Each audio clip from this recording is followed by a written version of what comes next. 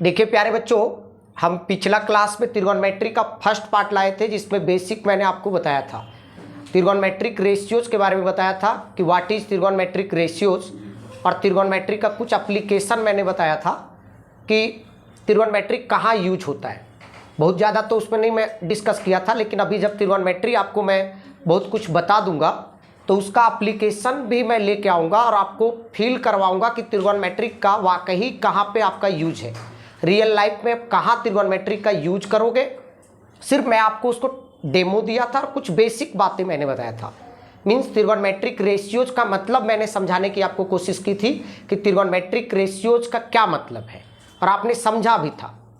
मतलब मैंने आपको क्या बताया था कि कोई भी राइट एंगल ट्रायंगल है तो जो दो साइड का रेशियो है, जो दो साइड का जो रेशियो बन रहा था वही रेशियो का नाम, मतलब वही रेशियो को ही बोला गया था त्रिगोनोमेट्रिक रेशियोज, और उसी त्रिगोनोमेट्रिक रेशियोज का नाम अलग अलग दे दिया गया था। अलग अलग रेशियो तो अलग अलग नाम।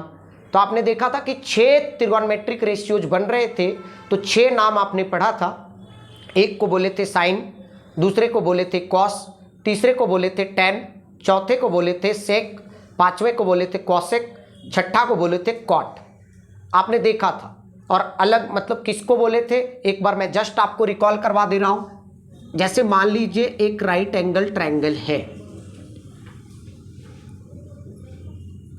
मान लीजिए एक राइट एंगल ट्रायंगल है, बी जो है वो 90 डिग्री है, ए और सी है। अब इसी में देखिए इस एंगल पे मैं त्रिगोनोमेट्रिक रेशियोज फाइंड कर रहा हूं, इस एंगल पे त्रिगोनोमेट्रिक रेशियोज फाइंड कर रहा हूं, मींस साइन ए। तो साइन ए का मतलब मैंने आपको बताया था प्यारे बच्चों, साइन ए का मतलब मैंने बताया था कि सामने वाला बाय बड़ा, सामने वाला बाय बड़ा का मीन्स मतलब opposite sides by hypotenuse. Right angle triangle में सबसे बड़ा साइड कौन होता है, हाइपोटेनियस होता है ना। तो और सामने वाला मत, सामने वाला को आप क्या कहते हो, परपेंडिकुलर कहते हो। तो साइन ए बराबर क्या होगा, परपेंडिकुलर बाय हाइपोटेनियस। उसी प्रकार कॉस ए मैंने आपको बताया था, कॉस ए बताया था कि सटा वाला बाय बिगेस्ट साइड। सटा वाला को मैंने क्या बोला था, बेस, और बिगेस्ट साइड को आप क्या बोलते हो, हाइपोटेनियस। तो कॉस ए बराबर क्या होगा, बी बाय एच। और टेन ए का मतलब मैंने आपको बताया था सामने वाला बाय सटा वाला। तो सामने वाला को आप परपेंडिकुलर बोलते हो और सटा वाला को बेस कहते हो। उसी प्रकार साइन ए का रेसिप्रोकल को मैंने क्या बोला था, कॉसेक बोला था, और साइन ए का रेसिप्रोकल को कॉसेक बोले थे। तो कॉसेक ए बराबर क्या होगा, साइन ए का मतलब हुआ पी बाय एच। तो पी बाय एच का रेसिप्रोकल क्या होगा प्यारे बच्चों, एच बाय पी। और कॉस ए का रेसिप्रोकल मैंने आपको बताया था सेक ए। तो कॉस ए होता है बी बाय एच, तो सेक क्या होगा, एच बाय बी। टेन ए मैं क्या बताया था, पी बाय बी, और टेन का उल्टा मैंने बताया था कॉट। तो कॉट में क्या होगा, पी बाय बी का रेसिप्रोकल क्या होगा, B by P, B by P होगा। आपने ये देखा था, ये मैंने पिछले क्लास में आपको जस्ट पढ़ा दिया था, अभी मैंने जस्ट आपको रिवाइज करवा दिया। आपको सब पता है, सारी बात पता है पिछले क्लास का। अगर नहीं पता है तो पिछले क्लास का वीडियो आप जाके देखिए, इसका डिटेल आपको पता चलेगा। अगर वो वीडियो नहीं देखे हो तो जाके देखिए, उसके बाद इस वीडियो में आइएगा, सेकेंड लेक्चर में उसके बाद ही आइएगा। अब देखिए आज मैं आप लोग को क्या सिखाऊंगा।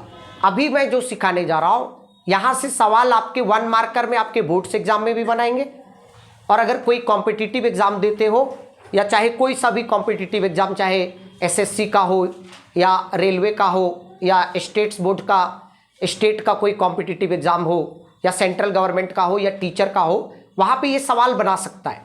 क्या बनाएगा सवाल, आपसे पूछेगा कि साइन ए का वैल्यू, साइन ए का वैल्यू क्या होगा, ग्रेटर देन 1 होगा, ग्रेटर देन 1 होगा या लेस देन 1 होगा, लेस देन 1 होगा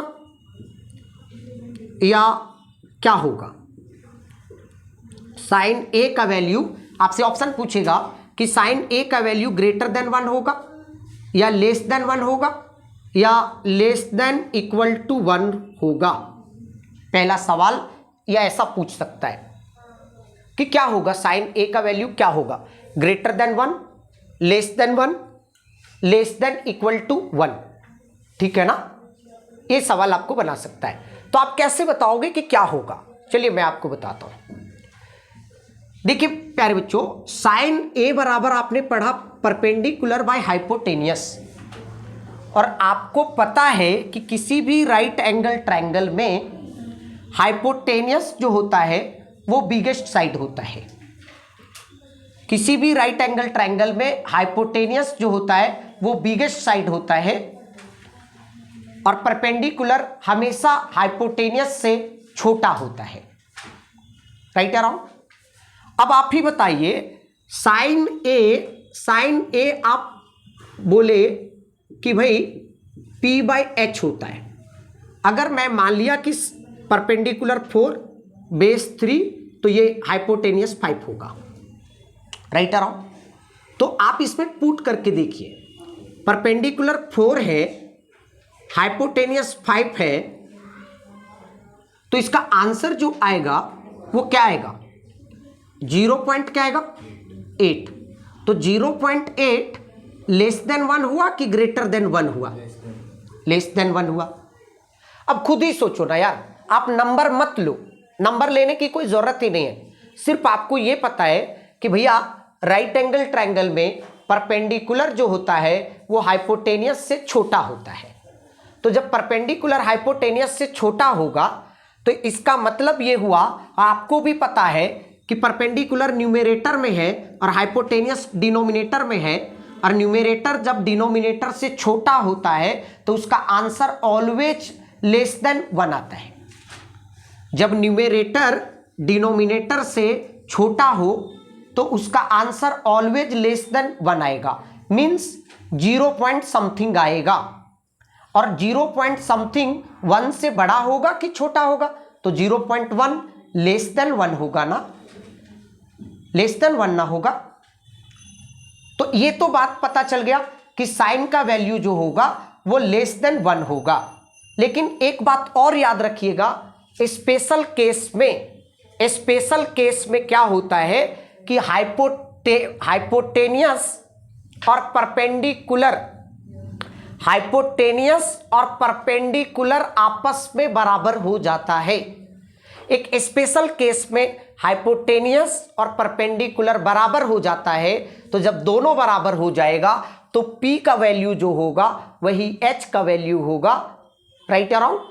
तो दोनों का वैल्यू सेम होगा, न्यूमेरेटर में भी सेम और डिनोमिनेटर में भी सेम, तब आंसर उसका क्या आएगा? 1 आएगा।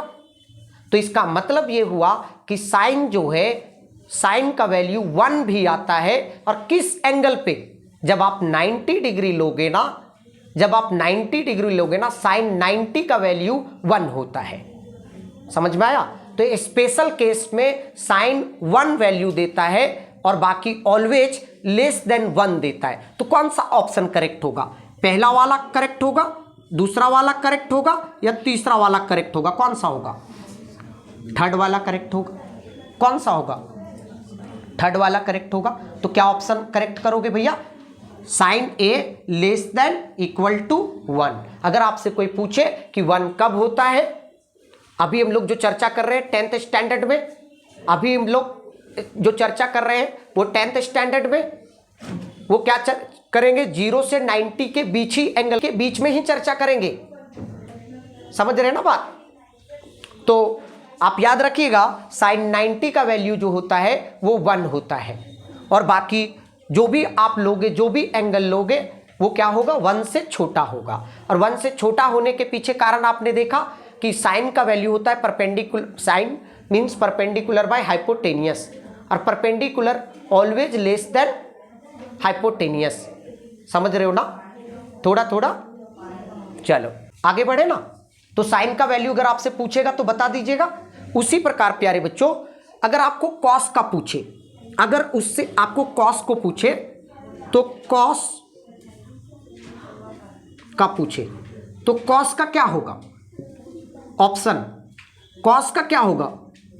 ग्रेटर देन 1, दूसरा cos A लेस देन 1, तीसरा cos A less than equal to 1। अब खुद ही सोचो ना यार, cos में भी क्या होता है, cos का फॉर्मूला क्या होता है, base upon hypotenuse.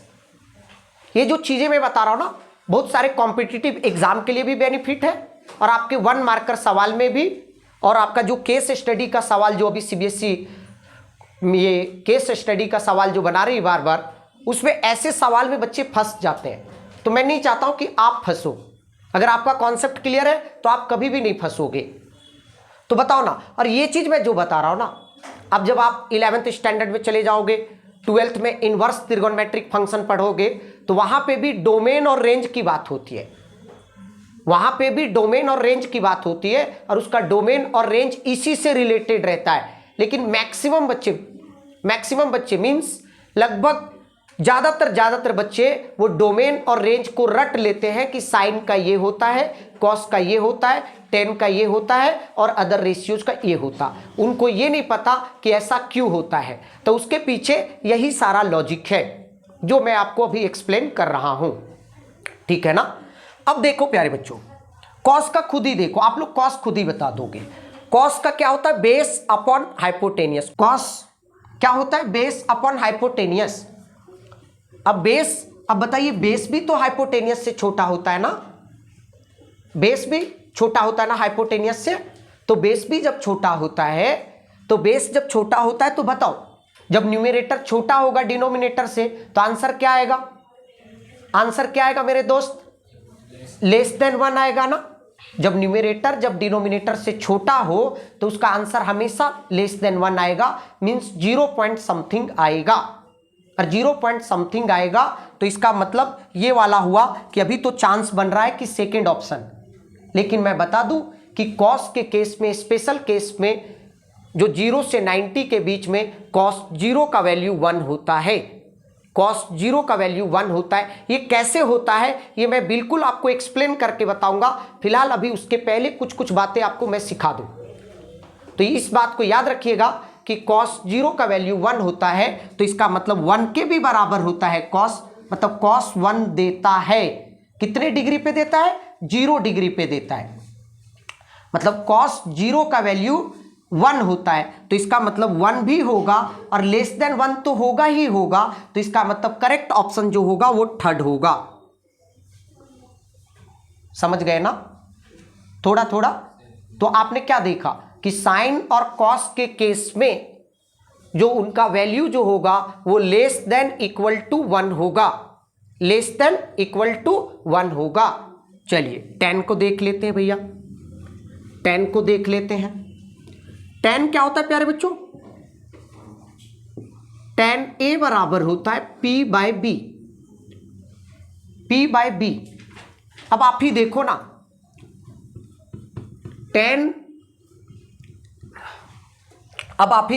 tan A बराबर होता है P बाय B। अगर मैं आपसे यहां पे पूछूं कि tan A तो आप यहां पे क्या बोलोगे, इस A एंगल के लिए परपेंडिकुलर हो गया BC, और BC का वैल्यू है 4, और बेस कौन हो गया, बेस मतलब वो एंगल से एडजेसेंट साइड हाइपोटेनियस छोड़ के, तो एंगल से एडजेसेंट साइड हाइपोटेनियस तो ये हो गया और एडजेसेंट साइड ये हो गया, तो कितना होगा ये 4/3। और बताइए 4/3 क्या हुआ, ग्रेटर देन 1 हुआ या नहीं हुआ, ग्रेटर देन 1 हुआ या नहीं हुआ। लेकिन अब इसी सवाल को अगर इस एंगल की बात किया जाए, इस एंगल पे tan C का वैल्यू निकाला जाए, tan C, तो आप क्या बोलोगे, जिस एंगल पे निकाला जाता है उस एंगल का सामने वाला side means opposite side perpendicular होता है। तो इस एंगल के लिए अपोजिट साइड कौन है भैया, BA, और BA का वैल्यू है 3, और एडजेसेंट साइड कौन है भैया, CB, तो CB का वैल्यू कितना 4। अब आप बताओ न्यूमरेटर जो है डिनोमिनेटर से छोटा है, इसका मतलब क्या हुआ, लेस देन 1 होगा ना, लेस देन 1 होगा ना, राइट या रॉन्ग, राइट या रॉन्ग, समझ रहे हो ना। दूसरी बात अब देखो एक तीसरा केस मैं बता रहा हूं प्यारे बच्चों। तीसरा केस, अगर मान लीजिए ये 45 है और अगर मान लीजिए ये 90 और ये 45, तो ये भी तो 45 होगा, तभी तो ट्रायंगल्स लॉ की प्रॉपर्टीज को फॉलो करेगा। सम ऑफ ट्रायंगल्स लॉ जो बोलता है एंगल सम प्रॉपर्टी, मतलब तीनों एंगल का सम कितना होता है 180। तो अगर ये 90 हुआ और ये 45 हुआ तो ये भी तो 45 होगा। और आपको ये भी पता है ट्रायंगल में एक प्रॉपर्टीज है कि किसी भी ट्रायंगल में अगर जब दो एंगल्स आपस में बराबर हो तो उनके सामने वाले साइड्स मींस अपोजिट साइड्स आपस में बराबर होते हैं। तो अगर अपोजिट साइड्स बराबर होते हैं, फिर से मैं बता दे रहा हूं, ट्रायंगल्स में एक प्रॉपर्टीज आपने जूनियर क्लास में पढ़ा होगा, वो प्रॉपर्टीज है कि अगर किसी भी ट्रायंगल में दो एंगल्स आपस में इक्वल हैं तो उनके अपोजिट साइड्स भी आपस में इक्वल होंगे। तो बताइए ये 45 और ये 45, ये दोनों एंगल इक्वल हुए ना छोटू। तो बताइए इसके सामने वाला साइड हुआ BC और इसके सामने वाला साइड हुआ BA, तो इसका मतलब ये अगर 3 यूनिट है तो ये भी 3 यूनिट होगा ना। तो अब यहां पे आप अगर वैल्यू निकालोगे, tan A का वैल्यू निकालोगे, तो tan A मतलब क्या होता है परपेंडिकुलर। तो परपेंडिकुलर कौन हो जाएगा भाई, ये हो जाएगा, और बेस कौन हो जाएगा भाई, ये हो जाएगा, मींस 3/3। तो 3/3, तो इसका मतलब आंसर हो जाएगा 1। तो आपने क्या देखा कि tan जो है 1 भी वैल्यू दिया, यहां पे कितना आंसर आ गया tan का 1, राइट और रॉन्ग। और क्या आया लेस देन 1, लेस देन, और क्या आया ग्रेटर देन। तो आपने क्या सीखा कि tan जो है 1 से बड़ा आंसर भी देता है, 1 के इक्वल भी देता है, और 1 से छोटा भी देता है। यही आपने सीखा ना। तो याद रखिएगा कि tan जो है वो 1 से बड़ा भी आंसर देता है, मतलब tan का वैल्यू 1 से बड़ा भी होगा, छोटा भी होगा और इक्वल भी होगा। इस बात को खास ख्याल रखिएगा। अब देखिए tan का आपने अगर सीख गया तो cot को उसी से रिलेट कर लो। अगर आपसे cot पूछे प्यारे बच्चों, तो cot A बराबर क्या होगा प्यारे बच्चों, cot A बराबर क्या होगा, बेस बाय tan का रेसिप्रोकल कौन, cot, tan का रेसिप्रोकल कौन, cot। तो cot A बराबर क्या होगा, बेस बाय परपेंडिकुलर। अब आप जानते हो कि बेस और परपेंडिकुलर में कोई भी बड़ा हो सकता है कि कभी परपेंडिकुलर बड़ा हो जाए, कभी बेस बड़ा हो जाए। वही एकदम tan वाला सिचुएशन, या तो हो सकता है कि दोनों बराबर हो जाए, अगर जब बेस बड़ा होगा परपेंडिकुलर से, तो उस कंडीशन में आंसर आएगा ग्रेटर देन 1 आएगा। लेकिन अगर बेस परपेंडिकुलर से छोटा होगा तो उस कंडीशन में लेस देन 1 आएगा। और अगर दोनों बराबर होगा, इस केस में 45 वाला केस में, तो अगर दोनों बराबर होगा, बेस भी 3 परपेंडिकुलर भी 3, तो आंसर कितना आएगा 3/3 मींस 1। तो इसका मतलब cot का भी वैल्यू क्या होगा, less than 1, greater than 1, equal to 1। मतलब तीनों वैल्यू पॉसिबल है, मतलब 1 से बड़ा भी, 1 से छोटा भी, 1 के बराबर भी। क्लियर है ना। ये देखिए बहुत बेहतरीन सवाल बनाता है, खास करके टीचर का बहुत सारा एग्जाम होता है। जैसे बहुत सारे टीचर का भी एग्जाम होता है ना, स्टेट अपना अपना लेवल से लेती है, सेंट्रल गवर्नमेंट अपना एक पैटर्न पे लेती है, अदर स्कूल जो है KBS अपना लेती है।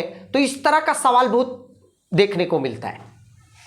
और उन लोग टीचर का एग्जाम में खास करके ना ये लॉजिकल सवाल रहता है, और ऐसा लॉजिकल सवाल रहेगा कि जनरली बच्चे नहीं पढ़ते।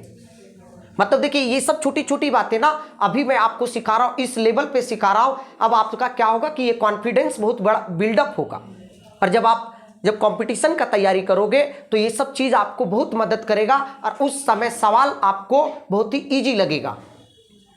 समझ रहे हो ना। और आपके बोर्ड लेवल में भी पैटर्न चेंज इतना कर रहा है, CBSE खास करके CBSE और भी अदर बोर्ड जो है ICSE और स्टेट बोर्ड, तो अलग अलग स्टेट बोर्ड अपना ये करती है। अगर आप इतना पढ़ लिए तो कोई भी बोर्ड का सवाल आपसे नहीं छूटेगा, मतलब कॉन्सेप्ट वाला सवाल आप जरूर बनाओगे, खास करके जो कॉन्सेप्ट बता रहा उससे रिलेटेड सवाल आपका नहीं छूटेगा, बशर्ते सारी कॉन्सेप्ट आपको दिमाग में रखना है। अब देखिए, तो कॉट का भी आपने देखा कि उसका आंसर जो है लेस देन 1 भी हो सकता है, ग्रेटर देन 1 भी हो सकता है और इक्वल टू भी 1 हो सकता है ना। चलो अब 4 का मैंने बता दिया, थोड़ा किसका देख ले, कॉसेक का देख ले। अब कॉसेक का देखिए, कॉसेक ए बराबर होता है H by P, H by P होता है। चलो एच बाई पी होता है ना, अब एच बाई पी होता है, ध्यान देना। अब आपको भी पता है कि राइट एंगल ट्रायंगल में हाइपोटेनियस बिगेस्ट साइड होता है, हाइपोटेनियस बिगेस्ट साइड होता है परपेंडिकुलर से। तो अब हाइपोटेनियस न्यूमेरेटर में है और परपेंडिकुलर डिनोमिनेटर में है, और जब न्यूमेरेटर जब बड़ा होता है डिनोमिनेटर से तो उसका आंसर ऑलवेज ग्रेटर देन 1 आता है। उसका answer greater always greater than क्या आएगा 1, ऑलवेज ग्रेटर देन क्या आएगा, बुझाया? थोड़ा थोड़ा कोई कंफ्यूजन है क्या? तो ये आंसर क्या देगा छोटे, ऑलवेज ग्रेटर देन 1। तो आप क्या बोलोगे कि कॉसेक ए क्या आंसर देगा, ग्रेटर देन 1। और जब स्पेशल केस, जैसे मैंने आपको बोला था साइन 90 का वैल्यू 1 मैंने बताया था, और मैंने बताया कि साइन 90 का वैल्यू जब 1 होता है तो कॉसेक उसका रेसिप्रोकल होता है, तो 1 का रेसिप्रोकल क्या 1, तो इसका मतलब कॉसेक 1 भी वैल्यू देगा। फिर से साइन 90 का वैल्यू 1 होता है और साइन का रेसिप्रोकल कॉसेक होता है, तो इसका मतलब कॉसेक का वैल्यू क्या होगा, जो साइन का वैल्यू जो होता है उसका रेसिप्रोकल, तो 1 का रेसिप्रोकल क्या होगा 1, तो इसका मतलब कॉसेक 1 भी आंसर देगा। क्या आंसर देगा 1 भी आंसर देगा। ये बात तो कंफर्म हो गया। तो आपने क्या देखा, कॉसेक जो है वो आंसर क्या देगा, ग्रेटर देन या इक्वल टू 1। क्या कभी लेस देन 1 दे सकता है क्या, कभी भी दे सकता है क्या? देख रहे हो ना कितना कॉन्सेप्ट वाला सवाल बन रहा है। सो ये जनरली ये सब टीचर नहीं पढ़ाते, जनरली आप लोग पढ़े होंगे अपने, आप अच्छे स्कूल में पढ़ते हो, आप देखिएगा ये छोटी छोटी बातें आपको नहीं बताया जाएगा। आप हमको बताइएगा, मेरा वीडियो देख के आप कमेंट कीजिएगा कि आपको पढ़ाया गया है ये सब चीज कि नहीं, खास करके एकेडमिक वाले बच्चे। और जो बच्चे पढ़ भी लिए हैं वो भी देखिएगा, तो वो भी कमेंट कीजिएगा, मतलब रियल में कीजिएगा, मतलब ऐसा नहीं कि हमको खुश करने के लिए कीजिएगा, जो हकीकत है। मतलब बहुत सारे टीचर नहीं पढ़ाते। आगे बढ़े ना, तो कॉसेक का वैल्यू आपने क्या देखा, ग्रेटर क्यों हुआ वो भी समझ रहे हो ना, वो भी तो समझ में आना चाहिए ना कि क्यों हो रहा है। उसी प्रकार आप लास्ट एक बचा सेक ए, सेक बराबर आपको पता है कि होता है कि हाइपोटेनियस बाय बेस। अब फिर तो वही कहानी हो गया ना दोस्त, कि न्यूमेरेटर में हो गया हाइपोटेनियस और डिनोमिनेटर में हो गया बेस, न्यूमेरेटर में हो गया हाइपोटेनियस और डिनोमिनेटर में बेस। और आपको भी पता है कि राइट एंगल ट्रायंगल में hypotenuse is the biggest side. तो बताओ हाइपोटेनियस जब बड़ा होगा बेस से, न्यूमेरेटर बड़ा होगा डिनोमिनेटर से, तो उसका आंसर क्या आएगा, ग्रेटर देन 1 आएगा ना। क्या आएगा, ग्रेटर देन 1 आएगा ना। अब देखो ना, कोई भी न्यूमेरेटर ऐसा लो, कोई भी न्यूमेरेटर ऐसा लो जो डिनोमिनेटर से बड़ा हो, तो 4/2, तो इसका आंसर क्या रहा, 2 ग्रेटर देन 1 नहीं हुआ क्या? तो जब न्यूमेरेटर बड़ा होता है डिनोमिनेटर से तो छोटी क्या होता है, उसका आंसर ऑलवेज ग्रेटर देन 1 आता है। और स्पेशल केस में ये बात तो आप समझ गए कि सेक ए ग्रेटर देन 1 होगा, ये बात आप समझ गए। लेकिन आपने पढ़ा था, आपको मैंने अभी बताया कि कॉस, देखो जो वैल्यू है एंगल का वो मैं एकदम डिटेल में बताऊंगा, लेकिन अभी मैं बता रहा हूं कॉस 0 का वैल्यू होता है 1, और आपको पता है कि कॉस का रेसिप्रोकल होता है सेक।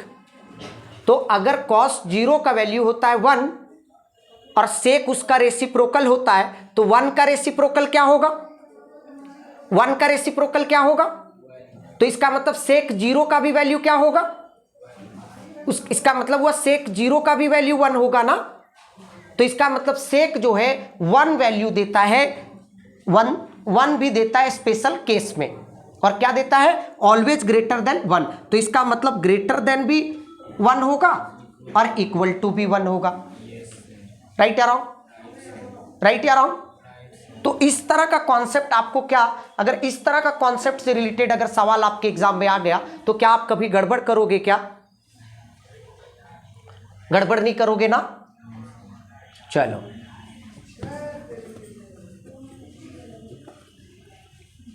अच्छे से इसको रिवाइज करना। अगर एक बार में आपको कंफ्यूजन हो जाए, वीडियो को फिर से ये करना, बैक करना और फिर से सारी बात को सुनना, तो समझ में आ जाएगा। लेकिन उम्मीद है कि आपको एक ही बार में समझ में आ गया होगा, क्योंकि आप 10th में आए हो तो इतनी तो छोटी कॉन्सेप्ट आपको मालूम ही होगा कि अगर न्यूमरेटर डिनोमिनेटर से बड़ा है तो उसका आंसर ग्रेटर देन 1 आएगा, अगर न्यूमरेटर डिनोमिनेटर से छोटा है तो उसका आंसर लेस देन 1 आएगा, अगर न्यूमरेटर और डिनोमिनेटर दोनों बराबर है तो उसका आंसर 1 आएगा।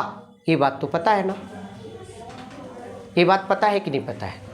अब चलिए ध्यान दीजिए, ध्यान दीजिए दोस्त, आगे बढ़े मनीष भैया।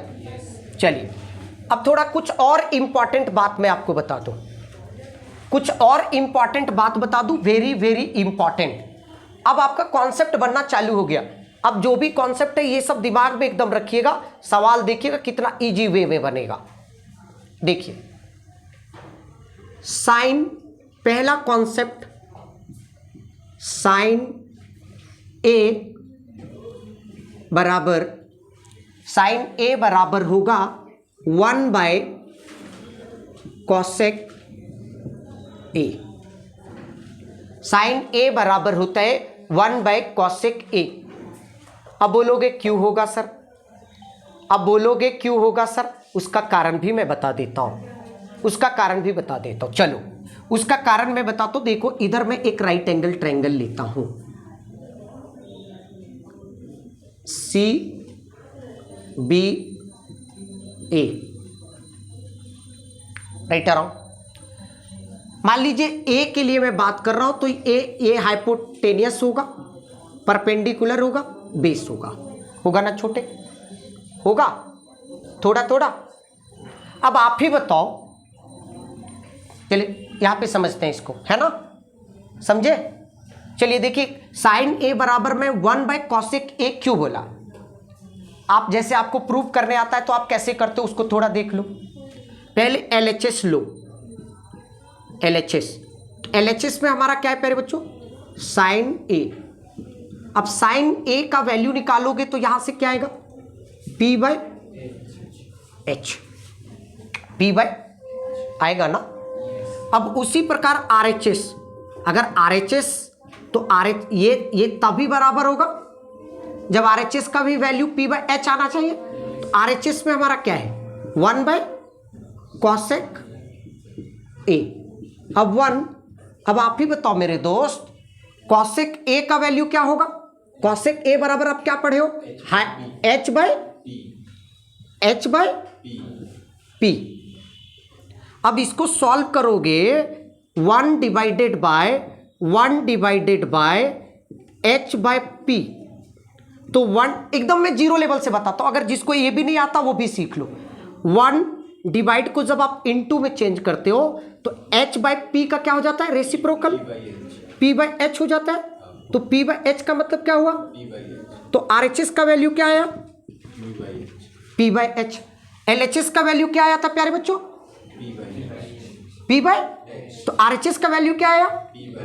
तो इसका मतलब दोनों सेम चीज है कि दोनों अलग चीज है? दोनों सेम चीज है कि दोनों अलग चीज है? समझ में आया? तो अब इससे क्या समझे कि साइन का जो रेसिप्रोकल होता है, आप क्या लिख सकते हो? साइन ए बराबर आप क्या लिख सकते हो? 1 बाय कॉसेक ए। उसी प्रकार अगर कॉस का रिलेशन बनाने बोलता तो क्या लिखते? Cos A is equal to आप क्या लिखते? 1 बाय सेक। कैसे हुआ वो समझ में आ गया? ये वीडियो को पॉज करके नोट डाउन कर लीजिएगा। मैं ठीक है, स्क्रीनशॉट जो लेना चाहते हैं वो ले लीजिए, स्क्रीनशॉट जिनको लेना है वो ले लीजिए। है ना। चलिए इधर आगे मैं बढ़ूं, चलो। तो इसमें क्या हो गया, इसका मतलब हुआ कि LHS और RHS दोनों बराबर है। इसका मतलब जो बात बोला गया वो एकदम सही बोला गया है। समझ में आया ना। तो इस बात को याद रखिएगा कि sine A is equal to 1/cosec A। आप इसको ऐसे भी बोल सकते हो प्यारे बच्चों, आप इसको ऐसे भी बोल सकते हो, एकदम ये बात दिमाग में फिट होना चाहिए। आप इसको ऐसे भी बोल सकते हो, cosec A is equal to 1/sin A। मतलब अगर आपको जरूरत पड़े तो cosec A को 1/sin A से रिप्लेस कर सकते हो और sin A को 1/cosec A से रिप्लेस कर सकते हो अगर आपको जरूरत पड़े तब। क्लियर है ना। और ये पहला कंक्लूजन हुआ। दूसरा कंक्लूजन, अब आप ये भी कर सकते हो प्यारे बच्चों। अब आप ही बताओ ना, अगर मैं ये cosec A यहां पे है और sin A इधर मैं ले जाऊं तो ये क्या हो जाएगा, sin A into cosec A। sin A इधर आ जाएगा तो sin A into cosec A बराबर क्या हो जाएगा, 1। Very important concept. मीन्स क्या हुआ कि त्रिगोनोमेट्रिक रेशियोज में जैसे sin A का रेसिप्रोकल कौन था, cosec A। sin A का उल्टा कौन था, cosec A। तो sin A और cosec A का प्रोडक्ट करोगे तो उसका आंसर जो आएगा वो 1 आएगा। आप ऐसे भी देख सकते हो, देखो ना, sin A बराबर आप पढ़े हो P/H, cosec A बराबर पढ़े हो H/P। तो भैया H और H कैंसिल, P और P कैंसिल आउट, तो आंसर क्या आ गया। तो भैया आप जैसे भी देखना चाहोगे हर तरफ से आंसर आपका करेक्ट आएगा। तो आपको क्या दिमाग में रखना है कि साइन का जो रेसिप्रोकल मतलब उल्टा है उसके साथ आप अगर उसको प्रोडक्ट करोगे तो उसका आंसर 1 आएगा। समझ गए ना, थोड़ा थोड़ा। चलो उसी प्रकार दूसरा कॉस का मैं लिखूं। अब कॉस वाला मैं प्रूव नहीं करूंगा, कॉस वाला आप खुद ही समझ गए। तो मैं क्या लिखूं बाबू, cos A is equal to मैं क्या लिखूं, 1/sec A लिखूं। 1/sec A जरूरत पड़ेगा तो cos A को आप किससे रिप्लेस कर सकते हो, 1/sec A से। 1 बाय, और या तो आप इस sec A को यहां ले आइए और cos को वहां ले जाइए तो क्या बन जाएगा, cos A।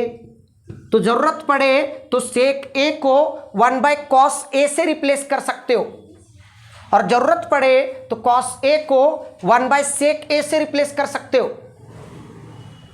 समझ रहे हो ना। और अब इसी में अब बताइए ये दोनों को प्रोडक्ट करेंगे, means cos A into cos A into sec A। sec A is equal to what, 1। समझ में आया ना। मतलब देखिए ना, cos A इधर ले आइएगा तो cos A into sec A बराबर क्या होगा, 1 नहीं होगा क्या। तो एकदम याद रखिएगा कि cos A into sec A का वैल्यू क्या होगा, 1 होगा। स्क्रीनशॉट लेना है ले लीजिए, ले लिए ना। चलिए आगे बढ़े ना। चलो tan A अगर आप समझ गए तो tan A को क्या लिखेंगे, tan A का उल्टा कौन है बाबू, cot। तो क्या लिखेंगे, 1/cot A लिखेंगे ना। उसी प्रकार cot A बराबर क्या लिखेंगे, समझ गए ना कैसे मैं लिख रहा हूं, ये नहीं समझे मनीष बाबा। तो cot A को क्या लिखेंगे प्यारे बच्चों, क्या मैं ये रटवा रहा हूं कि आपको मैं प्रूफ करके भी बता रहा हूं, प्रूफ करके भी बता रहा हूं ना। तो cot A जहां पे रहे आपके दिमाग में ये बात आना चाहिए कि cot A को 1/tan A से रिप्लेस कर सकते हो। और अगर tan A है तो आपके दिमाग में ये बात आना चाहिए कि 1/cot A से रिप्लेस कर सकते हो। समझ में आया, थोड़ा थोड़ा, कोई कंफ्यूजन। अब उसी प्रकार अब देखो ना भाई, इसको इधर ले आओगे तो tan क्या होगा, tan A into cot A बराबर क्या होगा, 1 होगा ना। होगा कि नहीं होगा? Very very important result, tan A into cot A, मतलब जो त्रिगोनमेट्रिक रेशियोज है उसका जो उल्टा है उसके साथ प्रोडक्ट करोगे आंसर 1 आएगा। मतलब साइन का उल्टा मैंने क्या बोला था? कॉसेक, तो sine A into cosec A बराबर 1 होगा। कॉस का उल्टा मैंने क्या बताया था प्यारे बच्चों? सेक, तो cos A into sec A बराबर 1 होगा। tan का उल्टा मैंने क्या बताया था प्यारे बच्चों? कॉट, तो tan A into cot A बराबर क्या होगा? 1। वेरी गुड, क्लियर है ना? आगे बढ़े, समझ गए भैया? समझे ना अच्छे से? चलो मिटा दूं, स्क्रीनशॉट लेना है ले लीजिए, स्क्रीनशॉट लेना है ले लीजिए भैया।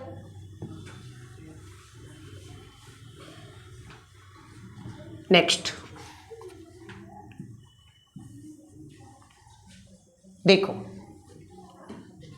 tan A को very very important result, tan A को आप लिख सकते हो sin A by cos A। बहुत ही इंपॉर्टेंट रिजल्ट, tan A को जरूरत पड़ने पे sin A by cos A लिख सकते हो प्यारे बच्चों।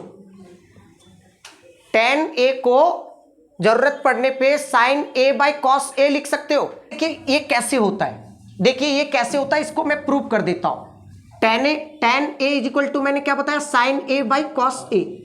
तो इसका चलिए LHS ले लीजिए, प्रूव कर देता हूं कैसे होता है। LHS में tan A है प्यारे बच्चों, तो tan A बराबर क्या होता है मिस्टर? tan A बराबर क्या होगा? Perpendicular by base.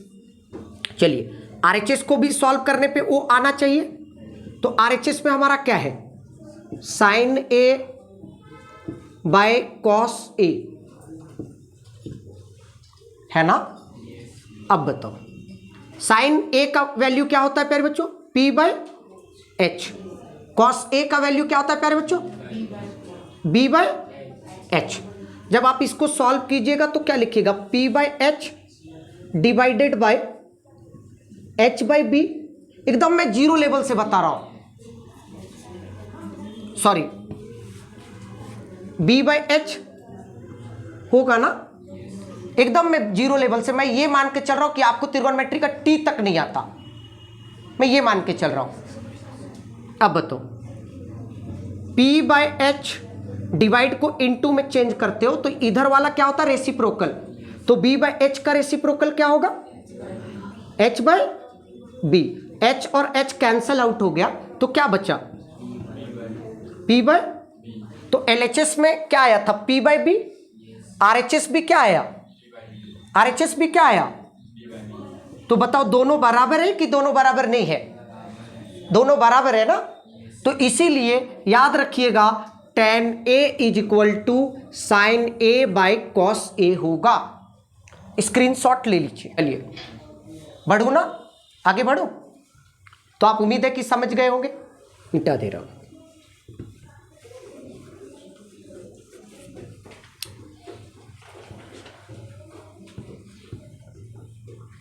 नेक्स्ट, एक कौन सा नंबर होगा? नेक्स्ट बताओ, कॉट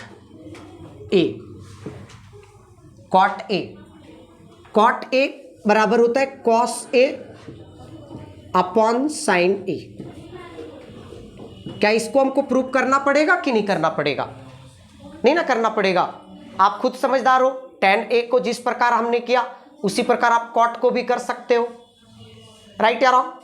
तो इसको मेरे को उम्मीद है कि प्रूफ नहीं करना पड़ेगा, तो एकदम दिमाग में फिट कर लेना कि cot A is equal to cos A by sine A। मतलब जहां पे जरूरत पड़ा कि कॉट को कॉस और साइन के टर्म में लाना हो, कॉट को कॉस और साइन के टर्म में लाना हो, तो कॉट को आप रिप्लेस कर दीजिएगा cos A by sine A से। समझ गए ना?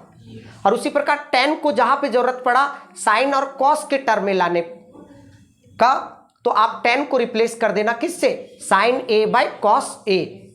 क्लियर है? थोड़ा थोड़ा। चलो अब देखिए, अब मैं कुछ और इंपॉर्टेंट बात मैं बता देता हूं।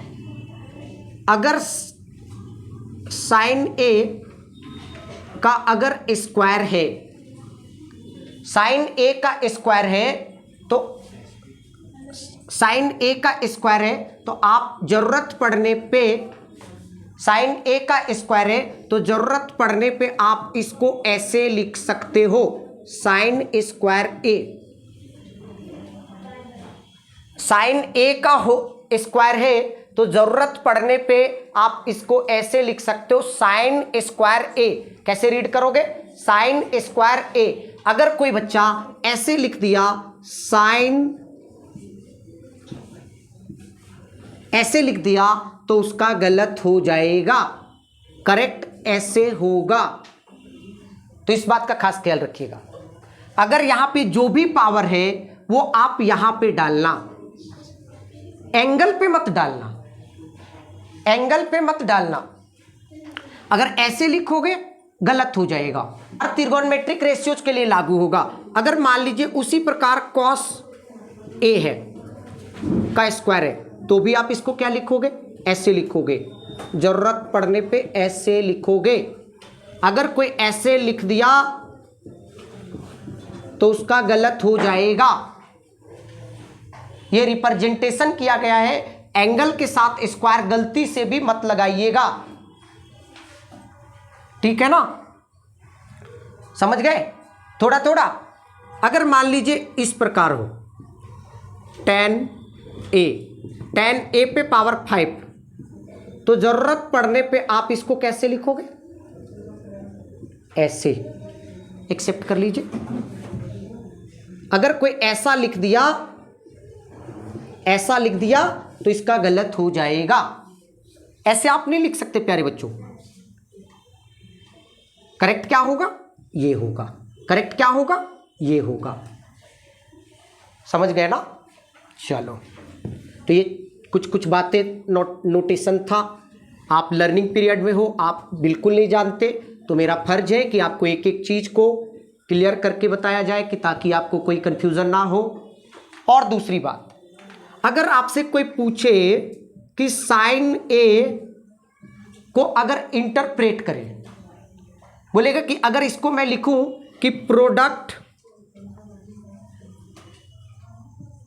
ऑफ साइन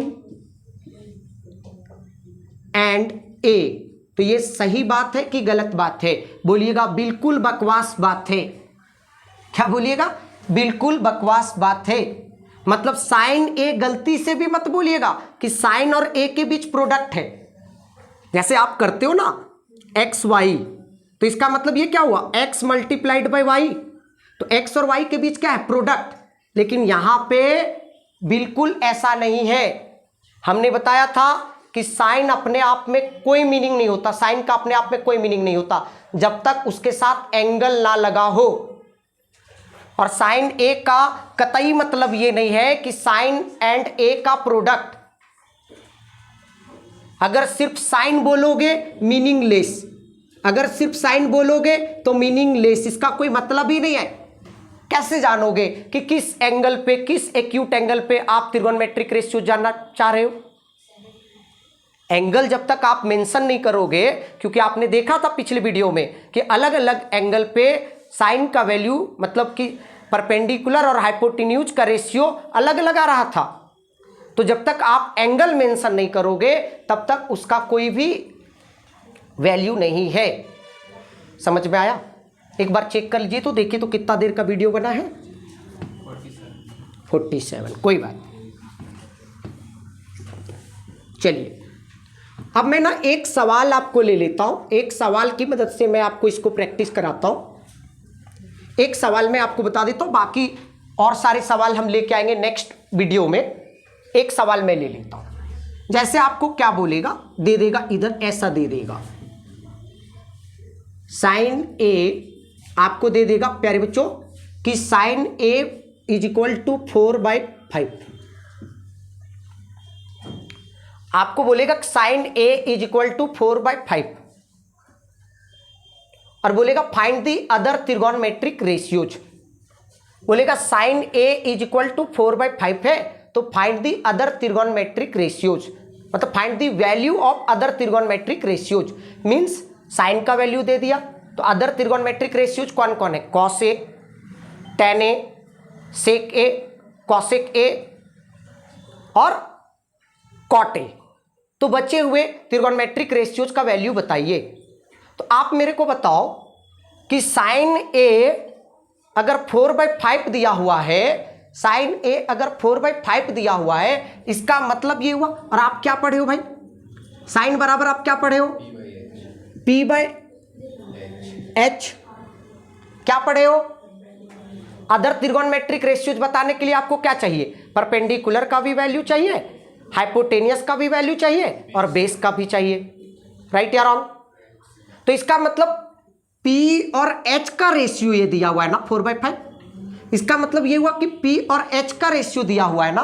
और आप जानते हो कि जब कभी भी रेशियो दिया रहता है तो आप उसको डायरेक्ट नहीं पुट करते, आप उसके साथ कोई कांस्टेंट मान लेते हो, कोई वेरिएबल मेंशन कर देते हो।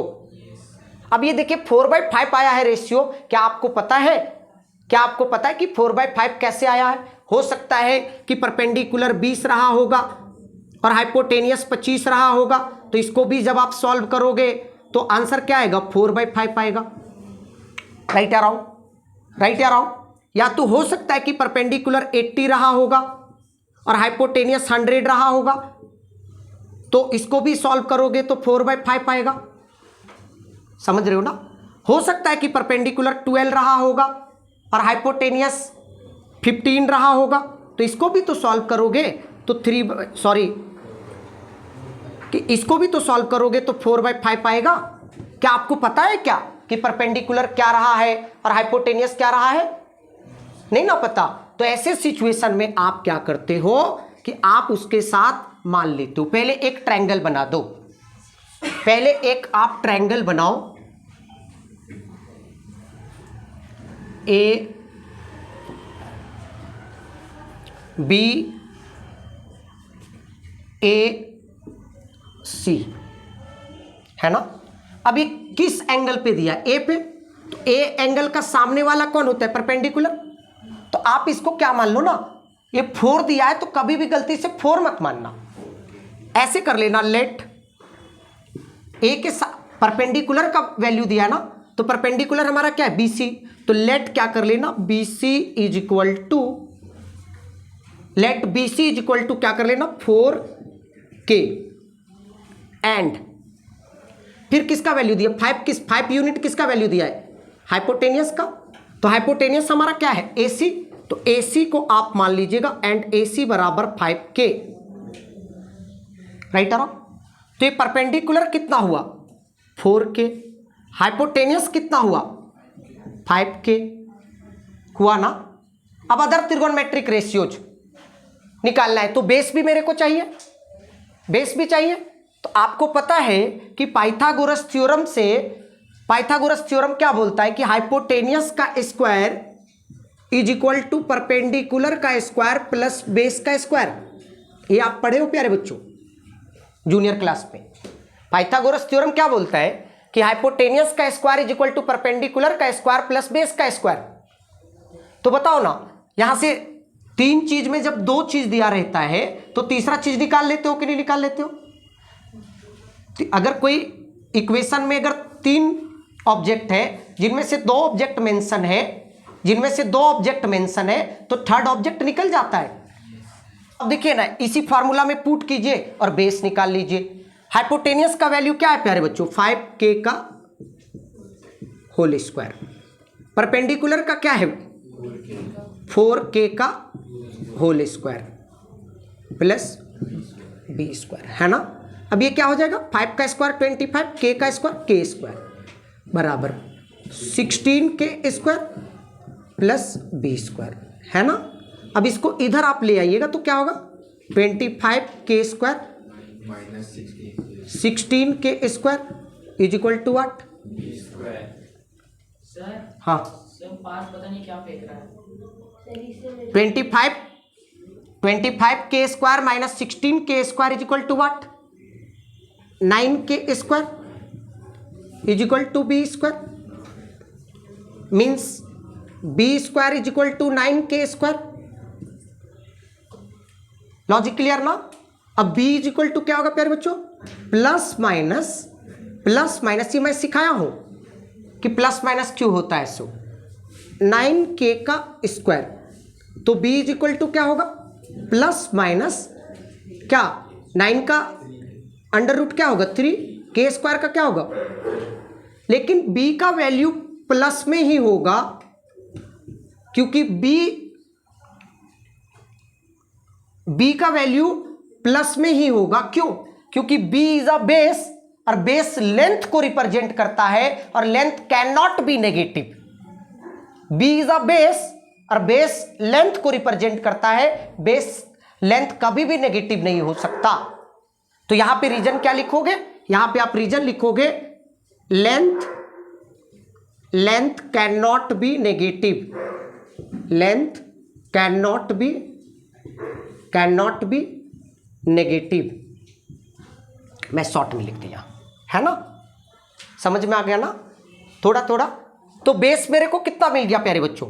बेस कितना मिल गया? 3k मिला। थोड़ा थोड़ा समझे?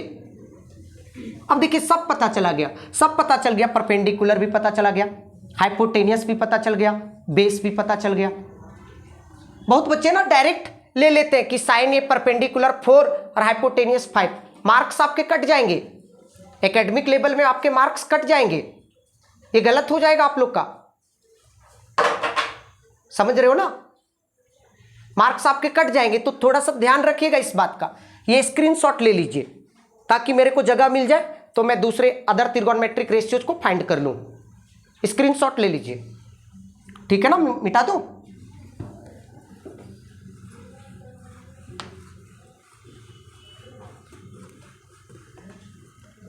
सभी को आ रहा है ना 100% समझ में?